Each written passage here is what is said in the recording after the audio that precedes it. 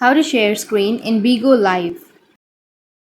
So if you want to share screen in your BIGO Live, then first you need to open up your BIGO Live application. Once you open up your application, you need to go with the bottom middle, which has that camera icon, and then go with the live. Under live, you just need to simply tap on go live option and make sure that you have a stable internet connection. And you need to simply go with the camera option, which is on the upper side. Tap on camera, and then you need to turn off the camera. Tap on confirm and turn off your camera. Once you've turned off your camera, now you need to go live and start your live streaming. Currently, your background and screen is visible to your viewers. You can also click on direct backspace and navigate through other applications and share your screen. To go back to the live streaming page, either you can click on the application or you can scroll down to the above screen and click on it. So this is how you can share screen while live streaming in your BIGO Live, and if you have any questions, feel free to comment below. Thanks for watching.